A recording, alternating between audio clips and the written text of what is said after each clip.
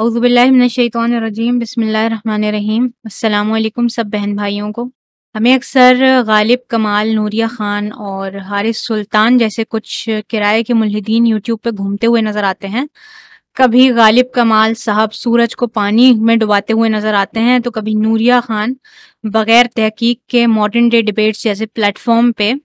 Debate کے دوران جھوٹی افواہیں اڑاتی ہوئی نظر آتی ہیں کچھ خواتین کے بارے میں۔ اور حارث صاحب کی جہالت تو ویسے بھی ہم سب دیکھ ہی چکے ہیں کہ انہوں نے اسلام چھوڑ دیا، لیکن ان کو آیات محکمات اور متشابہات کے درمیان فرق کا علم بھی ان کے ایک اسٹوڈنٹ دے رہے تھے چیٹ میں بیٹھ کے۔ وہ بھی کلپ کسی نے مجھے دکھائی تھی، انشاءاللہ وہ بھی شیئر کروں گی میں کسی ویڈیو میں۔ اور اسی طرح کی ایک ویڈیو حارث سلطان کی میرے سامنے 1-2 دن پہلے آئی تھی، ذرا یہ ویڈیو ملاحظہ فرمائیے پہلے آپ لوگ۔ کہ جو اسلامک کریشن متس ہے، جس میں ایک ہمارا بڑا مشہور وہ جو تھا فولڈر ہے میرا، جس کے اوپر وہ ویل مچھلی کے اوپر جو ہے دنیا چڑھی ہوئی ہے، اور تبری میں ہے ویسے نہیں وہ ابن عباس میں اور ابن خطیر کی تفسیر میں بھی ہے۔ میں نے ابن کثیر میں بھی کہ یہاں ان سے مراد وہ بڑی مچھلی ہے جو ایک محیط عالم پانی پر ہے، جو 7 زمینوں کو اٹھائے ہوئے، یعنی 7 زمینوں کو ایک بہت بڑی مچھلی نے ایک گلوبل واٹر میں اٹھایا ہوا ہے۔ تو یہ جو انہوں نے آیت کوٹ کی ہے، یہ سورہ قلم کی آیت ہے جو کہ نون سے شروع ہو رہی ہے، اور نون ہم سب کو پتہ ہے کہ حروف مقطعات میں شامل ہے، اور حروف مقطعات کے اصل معنی صرف اور صرف اللہ سبحانہ و تعالیٰ کو ہی ٹھیک معلوم ہے، اور اللہ سبحانہ و تعالیٰ کے نبی محمد صلی اللہ علیہ وسلم کو بھی ان کے بارے میں معلوم تھا یا نہیں، اس کا بھی ہمیں کوئی علم نہیں ہے، کیونکہ نبی صلی اللہ علیہ وسلم سے کوئی روایات ہمیں اس بارے میں نہیں ملتی۔ دوسری بات یہ کہ ہم مسلمانوں سے قیامت کے روز یہ سوال نہیں کیا جائے گا کہ حروف مقطعات کے معنی جاننے کی ہم نے کوشش کیوں نہیں کی، کیونکہ اللہ تعالیٰ نے ہمیں اس کا یقینی علم دیا ہی نہیں ہے، اور جس چیز کا اللہ تعالیٰ نے ہمیں علم نہیں دیا اس کے بارے میں وہ سوال بھی نہیں کرے گا۔ یہ ویڈیو دیکھنے کے بعد مجھے حیرت اس بات پہ ہوئی کہ حارث صاحب مسلمان رہ چکے ہیں، اور مسلمان بچوں کو آپ سب کو پتہ ہی ہوگا کہ جب قاعدہ پڑھا رہے ہوتے ہیں، قاعدہ پڑھاتے وقت حروف مقطعات کا انٹروڈکشن دیا جاتا ہے اور ان کے بارے میں بتایا جاتا ہے بالکل چھوٹی سی عمر میں۔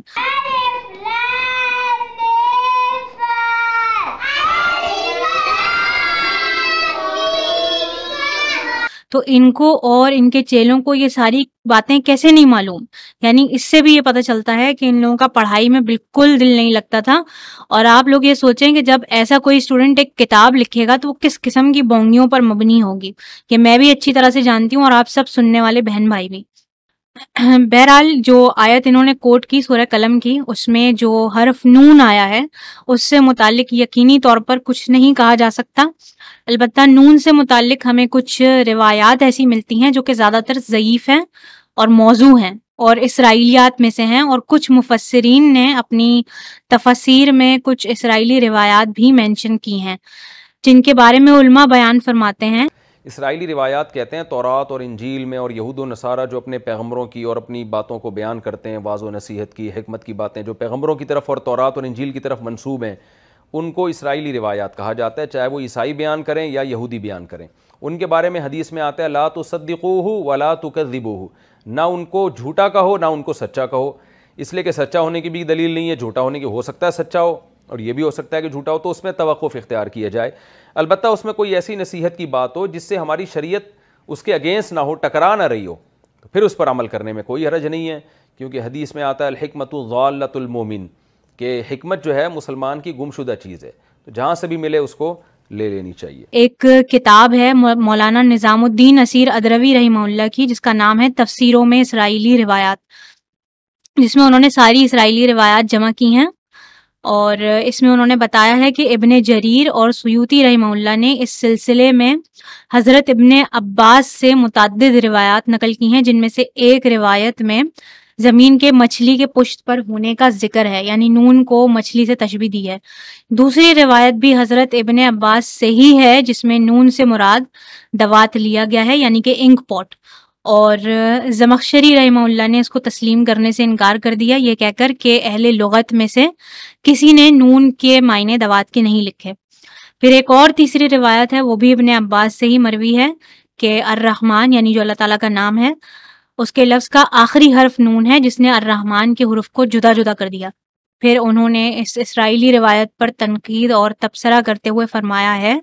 کہ یہ روایتیں ساری ابن عباس رضی اللہ عنہ سے ہیں، ہر روایت کا ایک نیا مفہوم ہے اور ایک دوسرے سے مختلف معنی بتاتی ہیں ساری، اور اسی کو اس بات کا ثبوت کہتے ہیں کہ کوئی معنی بھی اس کا قابل اعتماد نہیں۔ دوسری دلیل اس حدیث کے موضوع ہونے کی یہ ہے کہ علامہ البانی رحمہ اللہ نے اپنی کتاب احادیث ضعیفہ کا مجموعہ میں لکھا ہے کہ یہ حدیث موضوع ہے، اور اس کے راوی جو سعید بن سنان ہیں ان کو انتہا درجے کا ضعیف قرار دیا ہے، اور امام ذہبی رحمہ اللہ کی کتاب المیزان کا حوالہ دیا ہے جس میں انہوں نے اس حدیث کا بھی ذکر کیا ہے۔ پھر ایک جگہ علامہ البانی رحمہ اللہ فرماتے ہیں کہ ابن مندہ رحمہ اللہ نے اس حدیث کو ابن عباس سے موقوف بیان کیا ہے، اور پھر وہ آخر میں لکھتے ہیں کہ اس سے تائید ہوتی ہے اس بات کی کہ یہ حدیث اسرائیلیات میں سے ہی ہے۔ پھر آخری اور سب سے مضبوط دلیل جو ہے وہ یہ کہ جس تفسیر میں یعنی تفسیر ابن کثیر جس کا حارث نے اپنی ویڈیو میں حوالہ دیا ہے، اس کے مفسر ہیں ابن کثیر، وہ خود اپنی کتاب میں لکھتے ہیں، اور اس کتاب کا نام ہے البدایہ والنہایہ، اور اس میں اس روایت کو انہوں نے اسرائیلی روایت قرار دیا ہے۔ اور اسی طرح کی ایک روایت ہمیں سورہ بقرہ کی آیت 29 کی تفسیر میں ملتی ہے، جس کے بارے میں آپ کو مفتی یاسر ندیم صاحب کا ایک کلپ سنواتی ہوں۔ تفسیر ابن کثیر پڑھ رہے تھے، اس میں وہ سورہ بقرہ کی آیت نمبر 29 کے بارے میں تفسیر ہم کو دکھایا۔ اس میں کچھ ایسا لکھا ہوا ہے کہ زمین مچھلی پر ہے، مچھلی وہ ہے جس کا ذکر قرآن مجید کی آیت میں ہے، اس طرح کا مطلب میں نے اس پیج کا فوٹو کھینچ کے لکھ رکھ لیا ہے۔ تو ہم کو لگا یہ تو مطلب ہم لوگوں نے نان مسلم میں سنا ہے کہ گائے کے سینگ پہ ایسے، اب کیا ہے اس کے بارے میں ہمارے علم میں اضافہ کریں تھوڑا۔ ہاں، اس حدیث کا یہ حدیث پایہ ثبوت کو نہیں پہنچی ہے، اور تفسیروں میں بعض مرتبہ اس طرح کی روایتیں آ جاتی ہیں، اور یہ حدیث مستند نہیں ہے۔ میں آپ کو ایک چیز ابھی بتا رہا ہوں چیک کر کے، یہ تفسیر ابن کثیر میں، بلکہ دیکھیے وہیں تفسیر ابن کثیر میں یہ بات لکھی ہے کہ وہذا من الاسرائیلیات یہ زبردست ہے۔